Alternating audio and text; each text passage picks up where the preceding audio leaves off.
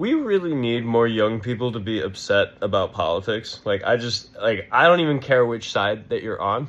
Yes, I do. But I went to this protest yesterday, and I marched down Nicollet Avenue in Minneapolis with a bunch of retirees, because I'm pretty sure, Doodle wants to say hi, because I'm pretty sure that the average age at that protest was retired, which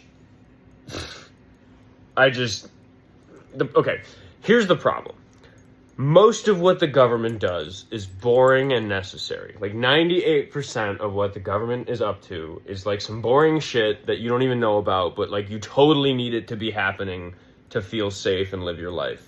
And that's the same under both parties. We actually all generally agree on things like the National Park Service and keeping those roads paved and shit. It's kind of nice when you go outside and stuff is working. So we actually just argue about this one little teeny tiny percentage of everything else. And that's very important to us, and it feels like if the wrong person gets elected, it's going to be a fucking disaster. But I mean, it's not, and that was kind of the first Trump presidencies, is that that 1% was kind of fucked up, that for that term, but he didn't interfere with the rest of it. The boring shit that we don't think about, and that people who aren't educated about how the government functions maybe aren't aware, is most of what the government does. Most of the money that the government spends is on boring shit that they should be spending that money on.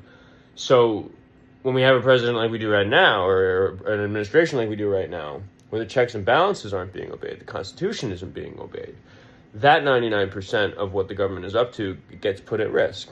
And that's fucking scary. That's a really, really, really, really, really big fucking problem, because you depend on that boring shit that the government does. That's why it's safe out there. That's why you get to go to work. That's why your kids get to go to school. That's, it's why the fire department comes when your house is on fire. All that nice stuff about living in a developed country, that's what the government does, mostly. We argue about some small, little nuances. We have the privilege of living in the 21st century in a developed country and arguing about things about you know what? If everybody's hungry, you don't really argue about if the police are being fair to people based on the color of their skin.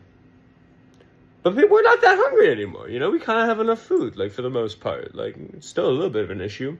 So we worry about that type of shit. We're are gay people being treated properly? That's important. That's real important. It's not so important if everybody's starving to death. But that's not where we're at the moment. You should be freaking the fuck out right now if you live in this country. The country's not working properly.